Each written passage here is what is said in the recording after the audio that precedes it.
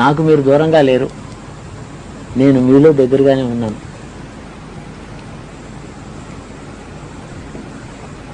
షోడశ వికారములతో ఉండేటువంటి మీ దేహం ముందు నేను అంతర్యామిగా ఉన్నాను.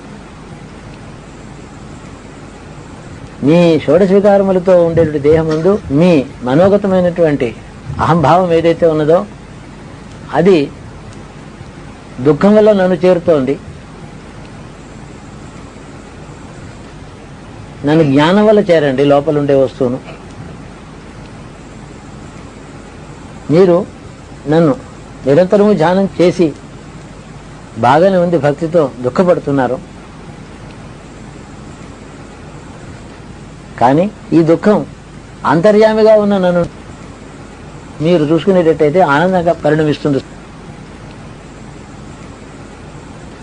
భక్తికి దేహాభిమానమును వ్యష్టి భావన, నేను వేరు నీవు వేరు అనే భావన ఎప్పుడైతే ఉందో అది వియోగ దుఃఖాన్ని ఇస్తుంది. అది కూడా మార్గమే. కానీ దీనికి పర్యవసానం ఏంటంటే అంతర్యామిగా నన్ను నువ్వు చూసినప్పుడు దుఃఖోపశమనమై శాంతిని పొందుతావు. నాకు మీరు దూరంగా లేరు, నేను మీలో దగ్గరగానే ఉన్నాను. అప్పుడు చచ్చిపోయాడు first world war, second world war. కాలేజీలో చదివేటప్పుడు మీరు సినిమాలు చూడటం అట్లా ఏం లేవండి? అక్కడ వెళ్ళేవాడిని, ఆ ఊళ్ళో చూసేవాడిని. విశాఖపట్నం పెడితే ఫ్రెండ్స్ ఉంటారు. చూసేవారండి? ఈ హాస్టల్లో ఉన్నప్పుడు చూశాను. అప్పుడు నేను చూసింది చంద్రలేఖ, ఇక్కడ చూశాను. ఇంకోటి ఏమంటే ఉదయశంకర్స్ కల్పన, అది రెండో రోజు సరిగా జనం రాలే, ఈ రెండు చూశాను. ఇంకోటి ఏంటంటే తర్వాత అనుకోండి నాకు చాలా బాగా నచ్చని పిక్చర్ ఏంటంటే రత్నదీప్,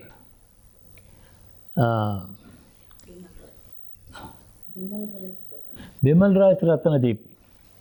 తర్వాత ఆ పేరుతో ఇంకో పిక్చర్ వచ్చింది, అలాంటివి నేను చూసేవాడిని కాదు. సంవత్సరానికి ఒకటి చూస్తే ఏది నచ్చేది కాదు.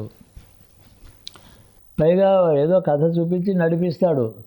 అలా కాదు ఇలా చెప్తే బాగుండేదంటే ఎవరు చూస్తారు దాన్ని? అలాంటి భావాలు చూడలేం కదా, యథాతథంగా చూడాలి. చిన్నప్పుడు నెల్లూరులో చూశాను. మొట్టమొదటి ఏదో ఒకటో రెండో వందే మాత్రం నాగయ్య వాళ్ళది ఇది జరిగింది. ఇది భీమునిపట్నం అనుభవం. ఎప్పుడు అయిపోయిందండి కాలేజ్ ఎడ్యుకేషన్? ఇక్కడ నాకు 49 అయిపోయింది డిగ్రీ, 49 జూన్ నాటికి. తర్వాత ఉద్యోగం అండి? ఉద్యోగం లేదు, ఇంటికి వెళ్ళిపోయాను నేను. ఇంటికి వెళ్ళి ఎంఎస్సి చదువుదామని. ఫస్ట్ క్లాస్ రాలేదు, ఎంఎస్సి సీట్ ఇస్తారా? నాలాంటి యూనివర్సిటీ ఇంకోటి నాగ్పూర్ దగ్గర పెట్టారు, సౌగర్ అని. అక్కడ సౌగర్ యూనివర్సిటీలో అప్లై చేయగానే ఇచ్చేశారు. అలా ఇంకో చోట కూడా వచ్చింది. ఇండియన్ ఇన్స్టిట్యూట్ ఆఫ్ సైన్స్కి వెళ్ళి ఏదైనా కోర్సు ఇస్తారేమో అని ఒక 35 రోజులు ఉన్నాను. అప్పుడు సివి రామన్ ఉన్నాడు, రోజు పొద్దున్న బ్రేక్ఫాస్ట్కి వచ్చేవాడు. ఆయన పక్కన కూర్చొని మేమంతా బ్రేక్ఫాస్ట్ తినేవాళ్ళం. బెంగళూరులో అండి? బెంగళూరులో ఇండియన్ ఇన్స్టిట్యూట్ ఆఫ్ సైన్స్ హాస్టల్లో ఉన్నాను. ఎవడో ఫ్రెండ్ ఉన్నాడు అక్కడ. అవన్నీ చూసాం. ఏదైనా సరే ఈ హాస్టల్లో భోజనం, ఈ టిఫిన్ల కోసమైనా ఇక్కడ ఏదైనా కోర్సు అయితే బాగుండు అనుకున్నాను. వాడు ఏదో సీట్ ఏదో ఇస్తామన్నారు, నేను ఇవ్వలేదు, నాకు ఇంట్రెస్ట్ లేదు, మళ్ళీ వచ్చేసాను. వచ్చిన తర్వాత మళ్ళీ ఒక మాట సౌత్ అంతా తిరిగాను, వచ్చాను. సరే స్వామివారి కథ చెప్పాను, భీమునిపట్నం సంగతి చెప్పాను. ఇప్పుడు మహారాజు లాగా పెరిగారు కదా, సిద్ధార్థుడిలాగా మీరు వెళ్ళిపోయారని అంటారు. అది నాకు దేని మీద ఇంట్రెస్ట్ లేదు. అప్పుడు బయటకు వెళ్ళారన్నారు. 49 అయిపోయిన తర్వాత అప్పటికి ఏమైందంటే నేను విజయనగరంలో బీఎస్సీ చదువుతున్నప్పుడు గాంధీ అసాసినేషన్ అయింది కదా, 48 స్వతంత్రం వచ్చింది. ఇంకా మేము చదువుతూనే ఉన్నాం, ఫైనల్ ఇయర్. కేఆర్ సుబ్రహ్మణ్యన్ అని ప్రిన్సిపాల్ ఉండేవాడు, ఒక సౌత్ ఇండియన్ బ్రాహ్మణ్. ఆయన ఏదో హిస్టరీలో ఏదో పిహెచ్డీ చేసి ఆక్స్ఫర్డ్కి వెళ్ళి వచ్చాడు. ఆయన చాలా నోబుల్ మ్యాన్, గాంధీ భక్తుడు ఆయన. మరో సాయంకాలం మేము హాస్టల్కి వచ్చాము. గాంధీ మరణ వార్త రేడియోలో ఊరికే చెప్తున్నారు అన్ని స్టేషన్లో. ఇంతట్లో ఎవరో పడికొచ్చి ప్రిన్సిపాల్ గారు పడిపోయారు, ప్రమాదంగా ఉందని నాకు వచ్చి ఎవరో చెప్పారు. వెంటనే అలాగే పరిగెత్తుకెళ్ళి ఆయన ఇంటికి వెళ్ళాం. కోటకు ఎదురుగుండా వీధిలో ఆయన మేడ మీద ఉండేవారు. ఆయన చూస్తే అప్పటికప్పుడే డాక్టర్లు వాళ్ళు వీళ్ళందరూ ఉన్నారు.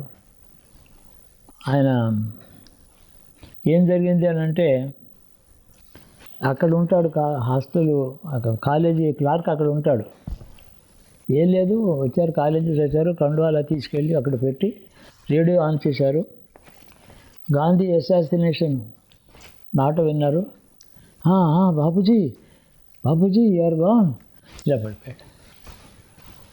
అంతే, పడిపోయాడు. డాక్టర్ వచ్చారు, రివైవ్ చేశారు. అక్కడ అన్కాన్షియస్గా ఉన్నాడు కొంతసేపు. తెలివి వచ్చింది. తినగా నాకు యాక్సెస్ ఉంది, ఎక్కడికైనా నన్ను లోపలికి వెళ్ళనిచ్చేవారు. నాకు స్పెషల్ ప్లేస్ ఉండేది స్టూడెంట్స్లో. పైకి వెళ్ళాం. వెళ్ళిన తర్వాత నమస్కారం చేశాను అన్నారు ఇలా. అప్పుడు వారికి ఒక మాట ఏమైనా అడగవచ్చా అంటే, ఎక్కువ కన్వర్జేషన్ పనికిరాదు, ఒక వాక్యం అయితే అడిగితే అడగవచ్చు, బ్లెస్సింగ్ అంటే అడుగు అంతే డాక్టర్ అన్నాడు. అంటే sir any message for us అన్నాను. అంటే అంతే అర్థం, నేను ఆయన పోతున్నాడని అనుకుని అడిగినట్టే కదా. అప్పుడు ఆయన భార్య కళ్ళము నీళ్ళెట్టుకుంది. సరే ఆయన చెప్పారు, నా దగ్గరగా వెళ్ళాను. అందరినీ చూసి ఇంకో ఇద్దరు విద్యార్థులు ఉన్నారు. Eat less, think more, feel most అన్నారు ఆయన. అని ఆ తర్వాత కళ్ళు మూసుకున్నారు. నేను చూస్తున్నాను. 30-40 మినిట్స్ తర్వాత పోయినాడు ఆయన. ఆయన నన్ను చాలా ఆదరంగా చూసేవారు. ఎప్పుడు వెళ్ళినా నేను ఏదైనా స్పోర్ట్స్కి ఏమో ఎక్విప్మెంట్ సరిగా లేదు, హాస్టల్లో ఉండే స్పోర్ట్స్ సెక్షన్కి టెన్నిస్ కోర్టు బాగానే నడుస్తుంది, అక్కడ కూడా పెద్ద వాలీబాల్ ఫుట్బాల్ గ్రౌండ్ ఉంది. నేను మాట వెళ్ళాను కూడా. ఆ టెన్నిస్ కోర్టు వెనకాల స్పోర్ట్స్ ఎక్విప్మెంట్ చాలా కావాలి అంటే, ఏమన్నాయా మహారాజా వారిని అడగాలి, ఎవరిస్తారు ఈ ఫండ్స్ మనకి లేవు కదా అని మాస్టర్ గారు. నేను రోజు ఆయన దగ్గరికి వెళ్ళి, sir we don't have enough sports gear, can you kindly get it done by highness అని అడిగాను. షూర్ అన్నారు. అని అప్పుడు పివిజి రాజు గారు, ఆయనకి హుసేన్ అని ఒక సెక్రటరీ ఉండేవాడు. And mister Hussain, there is no sports equipment worthy name. Please see that Highness grants about 10,000 from the funds. ఆ హుసేన్కి చాలా గౌరవం ఏంటంటే, మాకు వారం రోజుల్లో 10,000 ఎక్విప్మెంట్ అంతా వచ్చి చాలా కొన్నాం, నెట్స్ అయిపోయింది. నేను అడిగాను కాబట్టి ఆ ప్రిన్సిపాల్ నా మీద అదైతే. సరే ఇంకో ఏం చేసామంటే, ఆయన సరే పోయినాడు కదా ఆ టైంకి. గాంధీ గారు పోయి అప్పటికి 1.5 గంట అయింది, లేదా లెస్ దాన్ 2 hours. వెంటనే నేను లెక్చరర్స్ అందరూ చేరారు. Sir one proposal if you don't mind అని అన్నాను. చెప్పోయా అన్నారు. గాంధీ ఫ్యూనరల్ రేపు అని చెప్పి రేడియోలో చెప్తున్నారు, అదే టైంకి మన ప్రిన్సిపాల్ గారి ఫ్యూనరల్ ఇక్కడ జరగాలన్నా, మనమంతా ప్రొసెషన్లో వెళ్ళాలి, అదే టైంకి వారిని ఫ్యూనరల్ వెళ్ళాలి. బాగానే ఉంది ప్రపోజలు అన్నాడు. అప్పటికప్పుడే మహారాజా గారి ఆయన మెడ్రాస్లో ఉంటారు, పివిజి రాజు గారు. ఆయన వెళ్ళంగానే ఏం చేశాడు ఆయన, రేపు పొద్దున్న స్పెషల్ ఫ్లైట్లో 8 గంటలకి, అప్పటికి 8 అయిపోయింది రాత్రి. ఆయన కొడుకు అక్కడ ఇంజనీరింగ్ చదువుతున్నాడు, సుబ్రహ్మణ్యం కొడుకు, అక్కడ ఒక పెద్ద కొడుకు అక్కడ ఇంజనీరింగ్ చదువుతున్నాడు.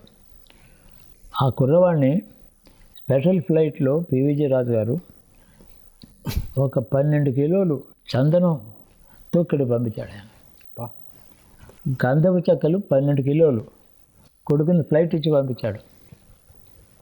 అన్నాడు 11-12 గంటలకు వచ్చాడు.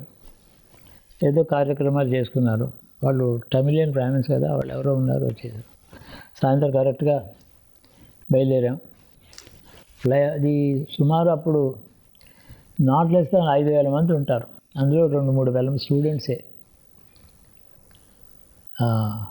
మహాత్మా గాంధీ జై జిందాబాద్, భారత్ మాతకి జిందాబాద్ అనుకుంటూ మా ప్రిన్సిపాల్ గారి పేరు చెప్పి ఆయన జయాలు, ప్రిన్సిపాల్ గారు కూడా జై కొడుతూ ఆయన పూలు వేసుకుంటూ వచ్చాం.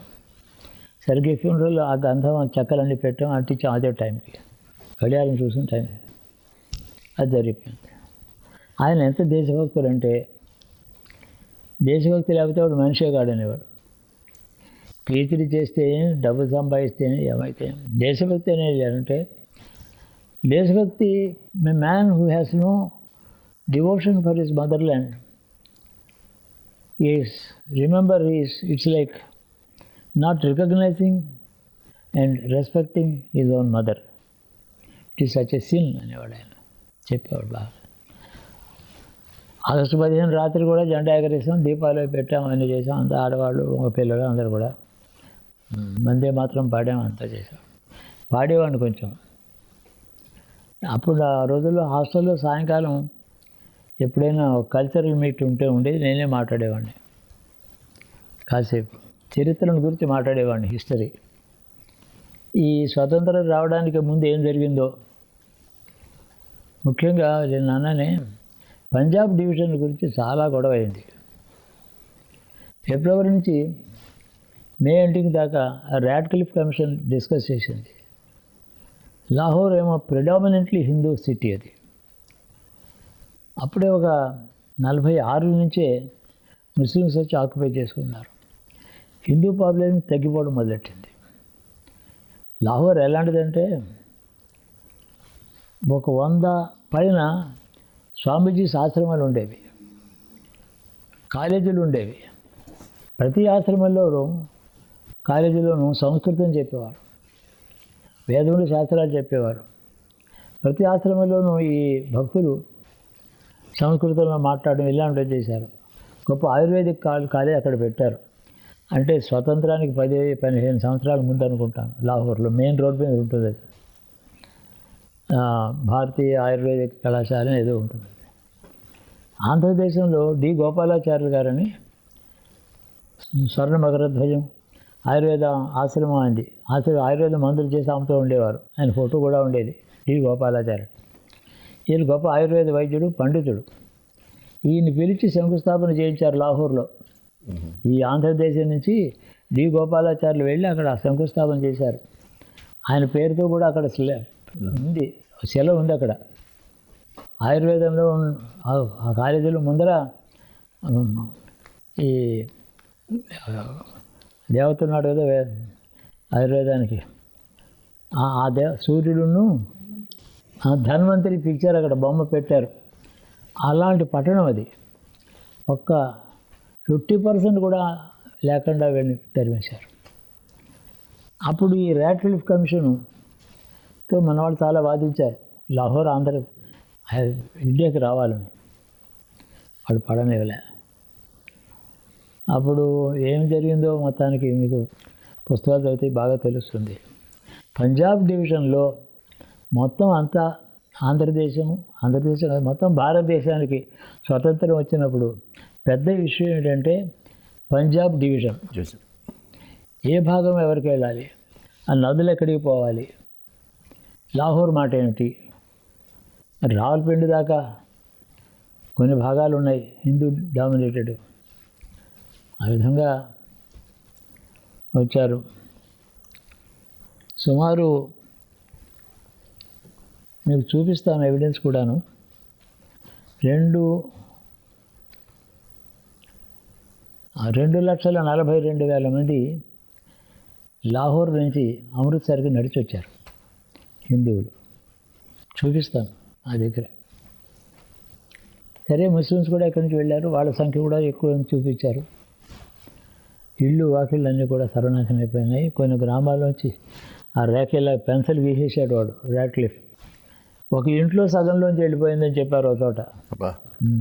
ఒక పెద్ద పెంకుటి ఇంట్లో తోట అది ఉన్న ఇంట్లోంచి మధ్య నుంచి వెళ్ళిపోయింది ఆ రేఖ, అటు పాకిస్తాన్ అని.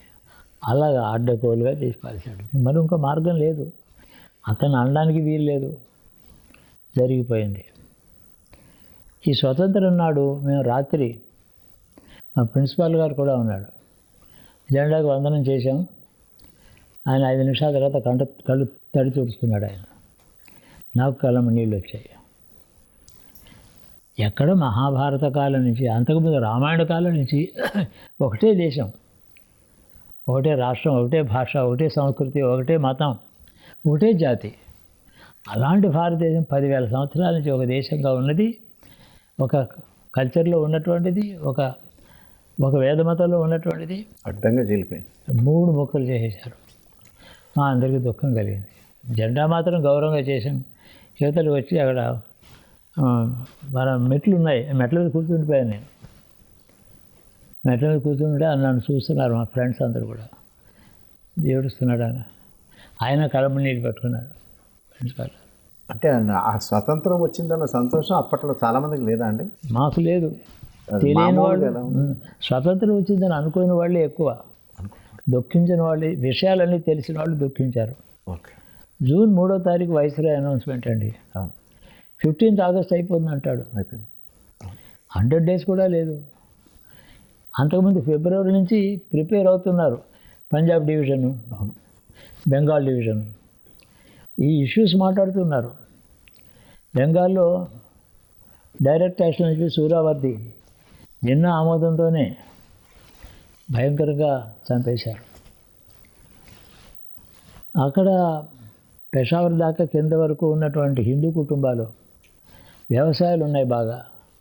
వాళ్ళ ప్రతి గ్రామంలోనూ ఒక దేవి ఆలయం, ఒక శివాలయం, అందరికీ వ్యవసాయాలు, కుటుంబ తరాల నుంచి ఉన్నవాళ్ళు. వాళ్ళు దిక్కు లేకుండా పారిపోయి వచ్చారు. ఆ భయంకరమైన ఏంటంటే 47 ట్రాజెడీ ఏ దేశం ఎప్పుడు అనుభవించలే. ఒక దేశం 3 ముక్కలు అవడం ఏంటి అసలు? నిన్న మొన్నటి దేశం ఇది. యుగ యుగాల నుంచి ఉన్నటువంటి దేశం, ఒకే సంస్కృతి, ఒకే మతం, ఒక ధార్మిక భావన కలిగి ఉన్న దేశం ఇలాగ పోయేటప్పటికీ తెలిసిన వాళ్ళు అందరూ దుఃఖపడ్డారు. ఇది విజయనగరం ఈ పెద్ద అనుభవం మాకు. మా ప్రిన్సిపాల్ గారు పోవడం, మేము ఆయనతో మర్నాడు సాయంత్రం అదే టైంకి అంటించాం. అక్కడ ముఖ్యమైన వాళ్ళందరికీ చేత తల చిన్న చిన్న ముక్కలు, ఈ గంధ ముక్కలు వేయించారు. నేను గంధ ముక్క వేశాను. మధ్యలో దారిలో ఒక 2 నిమిషాలు నాకు కూడా పట్టుకొని ఇచ్చారు భుజం మీద. సరే, ఇవన్నీ జరిగినాయి. ఇక చదువు అయిపోయిందండి అప్పుడు? అయిపోయింది. 49లో ఇంటికి వచ్చాను. ఇంకో ప్రబోధులు పెట్టారు, నీకు ఫస్ట్ క్లాస్ రాదేమో, ఫస్ట్ క్లాస్ కోసం మళ్ళీ రాయి పేపర్లని. ఫస్ట్ క్లాస్ కోసం మళ్ళీ రాయడం ఏమిటి? ఏదో సరే మళ్ళీ రాని ఈ మార్కులు రాకపోతే ఈ మాట ఫెయిల్ అయితే ఏం కావాలి అని అడిగాను నేను. అలా అంటే ఏమిటి, నీకు స్టాండర్డ్ బాగుంది చదువుతాను అనాలి కదా. సరే అప్లై చేశాను. ఎక్కడో సీటు వేశారు, పలానా చోట సెంటర్కి రామని. నేను వెళ్ళలేదు. 49 జూన్ నుంచి ఇంట్లో 2 నెలలు తిరిగాను. అప్పుడే నేను 47 ఆగస్టుకి 4 నెలల ముందు ఎవరికి చెప్పకుండా ఢిల్లీ వెళ్ళా, ఓ ఫ్రెండ్ని తీసుకుని. నందనవనంలో ఉంది ఢిల్లీ, చాలా అందంగా ఉంది. ఇంట్లో కూడా చెప్పలేదా అండి? చెప్పలేదు. ఇప్పుడు రాజమండ్రి అయితే వెళ్ళొస్తానని చెప్పాను. ఇక్కడి నుంచి ఢిల్లీ అంతా 24 గంటలు ప్రయాణం. అది చాలా బాగుంది. స్వతంత్రం వచ్చే దుఃఖంగా ఉంది కదా, కోపం, దుఃఖం. ఆగస్టు తర్వాత నవంబర్ ఎండింగ్లోనే ఎప్పుడో మళ్ళీ వెళ్ళి చూశాను ఢిల్లీ. భయంకరంగా ఉంది. దిక్కు దివాణం లేని ఈ దేశం అంతా అల్లకల్లోలం అయిపోతే అలా ఉంది అక్కడ. ఫుట్పాత్ మీద ఉన్నారు కుటుంబాలు. ఓ లారీ వస్తుంది, అందులో వాళ్ళ కుప్పలుగా ఉన్నారు జనం అంతా. ఇక్కడ ఒక మన ఇంత దూరంలో 2 కుటుంబాలు, భార్యాభర్త, 2 పిల్లలు. పైన పడుకోవడానికి ఏదో నీడ కోసం ఏదో షామియానా అనేది ఏదో వేశారు, అందరికీ వేశారు. స్నానం ఎక్కడ అంటే మున్సిపల్ ట్యాక్స్. ఆడదానికి బట్ట కట్టుకోవడానికి చోటు లేదు, పిల్లలకి ఏ తిండి లేదు, ఏదో వాళ్ళు ఇచ్చింది తినాలి. సుమారు ఎంతమంది ఉండొచ్చు అండి అప్పుడు? మేము అప్పుడు ఢిల్లీలో చూసింది మా బాగా 2.5 లక్షలు ఉన్నారు. ఈస్ట్ బెంగాల్, వెస్ట్ పంజాబ్ అటు నుంచి లాహోర్ నుంచి వచ్చిన వాళ్ళు. లాహోర్. అమృత్సర్లో కూడా చోటు లేకపోయింది, వచ్చేసారు. ఆ విధంగా అప్పుడు కరాచీ మొత్తం 4 లక్షల పాపులేషన్ అండి. 47 ఎండింగ్కి 15 లక్షల జనాభా ఉన్నారు కరాచీలో. నిద్రపోతున్న పట్టణం అది. వాళ్ళందరూ ఎక్కడెక్కడి వాళ్ళు వచ్చారు, ముస్లిమ్స్ వాళ్ళు చేరారు. పట్టణం పెద్దదైపోయింది. ఈ హిందువులు ఉన్నటువంటి గ్రామాలన్నీ కూడా వాళ్ళు వదిలేశారు. అందరూ వచ్చి ఆక్యుపై చేసుకున్నారు లాహోర్ చుట్టుపక్కల గ్రామాలు. ఇప్పుడు లేటెస్ట్ బుక్ పార్టిషన్ మీద ఒకటి చదువుతున్నా. మన రీసెంట్గా ఎగ్జిబిషన్లో కొన్నవి, జనవరిలో కొన్నవి. ఇప్పుడు కూడా పార్టిషన్ అంటే పుస్తకం తీసుకుంటూ ఉంటాయి, ఏం రాశాడు అని. చాలా దుఃఖంగా అది వెళ్ళి చూసాం. ఒక కుటుంబాన్ని వెళ్ళి, మా వాడు కాస్త హిందీ కూడా నాకు వచ్చిన కొంచెం, వెళ్ళి మీరు ఎక్కడి నుంచి వచ్చారు ఏంటని అడిగా. వాళ్ళు చెప్పారు. అతను ఏదో చెప్తుంటే భార్య వచ్చి నోరు మూసి మద్బోలో మద్బోలో అని ఏడుస్తుంది. అతను చెప్పాడు, మా తండ్రి గారు ఒక యూరోపియన్ ప్రైవేట్ డాక్టర్ దగ్గర క్లినిక్లో కాంపౌండరు. మా తండ్రి పోయిన తర్వాత ఆ డాక్టర్ దగ్గరే నాకు కాంపౌండర్ ఉద్యోగం ఇచ్చారు. 3 ఎకరాలు ఏదో భూమి ఉంది, పాతకాలం పెంకుటిల్లు ఉంది. లాహోర్కి పక్కనే కొంచెం దూరంలో గ్రామం మాది. ఆ గ్రామంలో ఎవరికి లేదు కదా అని చెప్పి అన్ని గ్రామాలకు ఒక ప్రాక్టీస్ చేయడానికి వచ్చారు ఆయన. సరే, మాకేమో 2 మగపిల్లలు 2 ఆడపిల్లలు. మాకు ట్రైన్లో కూర్చోబెట్టారు, కుక్కారు, ఏమీ లేదు. అమృత్సర్లో దిగమని చెప్పారు. దారిలో వస్తుంటే అక్కడ దారిలో ఆపి అందరినీ ఆడపిల్లని ఎత్తుకుపోతారు, మగపిల్లని చంపుతారు వాళ్ళు చెప్పారు. ఇలా అవుతుందని భయం వేసి ఆడపిల్ల ఎవరో రైలు ఆపుతున్నారు వాళ్ళని చెప్పగానే ఈ బెంచీ మీద నా చీర ఇలా కప్పేసి వేరే చీర కింద దాచాను ఆడపిల్లల్ని. మగపిల్లల్ని ఏమో వాడు 14, 12 ఏళ్ళు 2 కుర్రవాళ్ళు నిలబడి ఉన్నారు, చోట్లేదు. లోపలికి వచ్చి నా కళ్ళ ముందర నా 2 కొడుకుల్ని ఇలా పొడి చంపారు అని చెప్పాను. వాడు చెప్పాడు, ఏడుస్తుంది ఆ మాట తలుచుకుంటే. ఆ తల్లి ఒక కుటుంబం కాదు ఇది. ఈ భయంకరమైనటువంటి ఈ దుఃఖం భారతదేశం ఎందుకు అనిపించాలి? భారతదేశం ఏం పని చేసి, ఏం మహాపాపం చేసింది? రాజకీయంలో పాపం చేసిందా? ఎవరినైనా దౌర్జన్యంతో దోచుకుందా? ఏ దేశానికైనా వెళ్ళి ఎవరినైనా ఈ భారతదేశం చంపిందా? మొఘల్స్ టైంలో కానీ, మళ్ళీ బ్రిటిష్ టైమ్స్లో కానీ హిందువులు ఎవరైనా వెళ్ళి చంపారు ఎవరినైనాను? ఈ భయంకరమైనటువంటి ఆపద చూస్తే 47 ట్రాజడీ అందరూ మర్చిపోయారు. ఎవరికి దాని గురించి స్మరణ లేదు అసలు. అదే దేశానికి అరిష్టమా అండి? ఆ తర్వాత చాలా భయంకరమైన. చూడండి, మహాభారత యుద్ధం తర్వాత అనేక అరిష్టాలు ఈ దేశానికి వచ్చాయి. సుమారు 4 శతాబ్దాలు 5 శతాబ్దాల పాటు ముస్లింల దండయాత్రలు జరిగాయి. ఈ దేశం ఎప్పుడు ఏ దేశం మరో దేశం మీద దండ లేదు. అక్కడ నార్త్ వెస్ట్ నుంచి చుచూని వచ్చారు ఆఫ్ఘనిస్తాన్ మీదుగా, కాబూల్ దాటి వచ్చేసారు. వాళ్ళని ఆపు చేసిన నిలబెట్టిన వాళ్ళు ఎవరు లేరు. మహారాజాస్ అందరూ చాలామంది రాజ్యాలు ఉన్నాయి. ఏమండి, అంత వాళ్ళు వచ్చి దోచుకుంటుంటే వాళ్ళని నిలబెట్టిన రాజ్యాలు లేవా? ఎవరు మనుషులు లేరా? ఇంట్లో సేనలు లేవా అంటే నన్ను అడిగితే ఒక సమాధానం చెప్పాను. అనేక విధాలైన అనుభవాలు ఉన్నాయి, ఈ దేశంలో ఉన్నాయి. 2 రాజ్యాల మధ్య యుద్ధం కూడా మాకు చూసాం. కానీ బయట నుంచి క్రూరంగా రాక్షసులాగా మూకలుగా వచ్చి ప్రజలను చంపడం ఎప్పుడు తెలీదు. ఇలా ఉంటుందని భారతదేశాన్ని ఎరగరు. అసలు ఇక బయట నుంచి ఒక దాడి యొక్క అనుభవం కానీ స్వప్నాలు కూడా మాకు తెలియదు. కాబట్టి ఇది ఏమిటిది ఇలా జరుగుతుందంటే దుర్గాండ పోయి చచ్చిపోయారే కానీ ఎదిరించి చచ్చిపోయారు కొందరు, ఎదిరించగా చచ్చిపోయారు కొందరు. ఇంతే తేడా. ఇన్ని కష్టాలు పడేది దేశం. అన్ని కష్టాలు పడి ఏదో మొఘల్స్ దారిలోకి వచ్చారు అని పెట్టారు. అయినా వస్తూనే ఉన్నారు వాళ్ళు. తర్వాత బ్రిటిష్ వచ్చింది. నడిచిపోయింది. నామకే వస్తే పేరుకి ఒకడు మొఘల్ ఢిల్లీలో ఉన్నాడు. ఆ 1750 48 ఆ ప్రాంతంలో ఒకడు వచ్చాడు. వాడొచ్చి ఢిల్లీ ఆక్రమించుకున్నాడు. ఈ పీకాక్తులను వాడు ఎత్తుకుపోయాడు. అది షా అంటే 20 నాదిర్ షా. అదే నాదిర్ షా. నాదిర్ షా 29 రోజులు ప్రజల్ని బుచ్చరింగే ప్రోగ్రాం పెట్టాడు. అవును. దొరికిన వాళ్ళందరినీ చంపాడు. ఎవరు ఏం చేయలేకపోయారు. దిక్కు లేకుండా చచ్చిపోయారు మామూలుగా పౌరులు, పీస్ఫుల్గా బతుకుతున్న ఆడవాళ్ళు.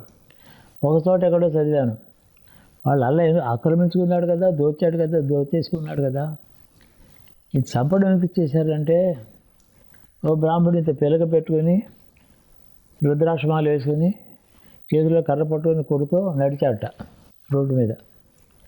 వాళ్ళ ఆర్మీలో సర్దార్జీ గుర్రం మీద వస్తుంటే వాడిని ఇలా కోపంగా వాడిని చూస్తూ వెళ్ళిపోయాట ఈ బ్రాహ్మడు. ఈ విషయం వాడికి చెప్తే అందరినీ చంపేయండి అన్నాడు. అందరినీ చంపేపోయినాడండి. అది ఏం, వాడు ఒక రాజా పరిపాలకుడా? ప్రజల్ని చంపడం. దేశంలో ఇంకో దేశం మరొక రాజుని చంపచ్చు, రాజు సేనని చంపచ్చు, ప్రజల్ని చంపాడు. చెరుకు పాపం అప్పుడున్న మొఘల్ చక్రవర్తి వాడి జ్యూరిడిక్షన్ ఢిల్లీ దాటి ఏం లేదు పాపం. లేదు. వెళ్ళి వాడి దండం పెట్టి ఏడ్చాడు. చాలా వెళ్ళి వాడి దగ్గర ఏడ్చి, ప్రజల్ని ఎలా చంపొద్దు, పాపులేషన్ అంతా చంపి నీకేం కీర్తి, నువ్వు ముస్లిం నేను ముస్లిం, అల్లా సంతోషిస్తాడా, నన్ను చంపు, ఇంకేం కావాలి చెప్పు అంటే సరే స్టాప్ చేయమన్నాడు. 29 రోజులు చంపారు. ఆ గాథలన్నీ ప్రజలకు తెలియదు. దేశం మీద దాడి ఏం జరిగిందో తెలియదు. మన పూర్వీకులు వీళ్ళు చచ్చిపోయిన వాళ్ళు, బాధలు పడ్డవాళ్ళు దేశంలో, వాళ్ళు ఎవరో మరి ఏ దేశం అన్నట్టుగా మనకు సంబంధం లేనట్టుగా మనం అనుకుంటూ ఉంటాం. మన సంబంధం లేకపోవడం ఏమిటి, మన పూర్వులు వాళ్ళు. గురువుగారు, మరి మీరు ఇంటి నుంచి వెళ్ళిపోవటం అనేది ఆ ఘట్టం ఇట్లా అదిగో అది ఇదే టైం అండి? ఇది చూసి వచ్చాను. అప్పుడు ఇదంతా అయిపోయింది. 48లో ఇదంతా అయిపోయింది. గాంధీ శాసనం ఇవన్నీ జరిగినాయి. మళ్ళీ ఇంటికి వచ్చేటప్పుడు నాకు మనసు బాగా వికలంగా ఉంది. ఏదో ఇంకా ఆస్తులు ఉన్నాయి. ఉదాహరణకి తాడేపల్లిగూడెంలో 280 ఎకరాల పొలం ఉంది. ఊరికి దగ్గర ఇప్పుడు 10 లక్షల ఎకరం మీద. అలాంటి ఆస్తులు అక్కడక్కడ ఉన్న ఏలూరులో ఒకటి ఉంది. నేను ఒక్కనే కదా, నాకు ఉద్యోగం చేయాల్సిన అవసరం లేదు. హాయిగా ఇంట్లో కూర్చుంటే ఆ పొలాలు అవి చూసుకుంటూ ఉంటే ఇంత ఆదాయం వస్తుంది. చదువుకోవచ్చు, సంగీతం పాడుకోవచ్చు, ఏదో చేయొచ్చు, ఎవడు అడగడు. మా నాన్నగారు పాపం ఆశ పెట్టుకున్నారు, ఇంట్లో ఉండిపోతాను, మా అమ్మని నాన్నగారు ఇద్దరు నేను చూసుకుంటూ ఉంటాను, ఉన్న ఆస్తులు చూసుకుంటాను, ఉన్న ఆస్తులు 3 తరాలు తిన్నా సరిపోతాయి, అంత ఆస్తులు ఉన్నాయి. అంత పోగా మిగిలిన ఆస్తులు ఇవి. అంటే ఎంత 5% మిగిలింది. 95% ప్రాపర్టీస్ పోగా మిగిలిన ఆస్తులు ఇవి. తాళ్ళపూడి ఎగ్జాంపుల్, 13 ఎకరాలు పొలం, 7 ఎకరాలు తోటలో పెద్ద పెంకుటిల్లు గోదావరి దగ్గరలో. ఇలాగా ఎవరు అడిగేవాళ్ళు లేరు, అంతా నాది. పైగా ఆ రోజుల్లో ఆస్తికి పెద్ద చిక్కు లేదు, చిక్కుగా ఉంది ల్యాండ్, అయినా కొనుక్కోలేకపోయేవారు. ఇవి ఏం లోటేం లేదని అనుకుంటుంటే నాకు మనసు ఎంత వికలంగా ఉందంటే, హరిద్వారం ఎక్కడికైనా పోదామా, తపస్సు ఎందుకు, శాంతి కోసం కదా తపస్సు కావాలి. తపస్సు కోరికలతో చేయడం హీనం, వాడు గొప్పవాడు కాదు. నాకు దేశం మీద దుఃఖం వచ్చింది, దుఃఖంలోంచి నాకు వైరాగ్యం వచ్చింది. నాకేం అక్కర్లేదు, పెళ్ళిళ్ళు పిల్లలు మళ్ళీ ఏమిటిది అంతాను. పోయిన ఆస్తి, ఈ ధనం ఈ ఆస్తుల వల్ల కదా మా నాన్నగారు అంత కష్టపడ్డారు. ఆయన జీవితంలో దుఃఖం అంతా కూడా అవమానాలన్నీ, ఆ ఫెయిల్యూర్స్, అపజయం అంతా కూడా ఈ ఆస్తుల వల్ల కదా. ఇంత చెడ్డది ఈ ఆస్తి, ఈ డబ్బు, అది నేను తీసుకోకూడదు. నిర్ణయానికి వచ్చాను. ఎలా ఉందంటే ఎక్కడికి వెళ్ళిపోతానో తెలియదు. చేతుల్లో ఏమీ లేకుండా వెళ్ళి దొరికిన రైలు ఎక్కి వెళ్ళిపోవడం అలా అలాంటి మూడు వచ్చింది. సరే కాస్త మళ్ళీ అంతట్లో తట్టుకున్నాను. గోదావరికి వెళ్ళి స్నానం చేసి గోదావరి దగ్గర కూర్చొని ఆలోచించాను. వెళ్ళిపోమని వచ్చిన సమాధానం వచ్చింది.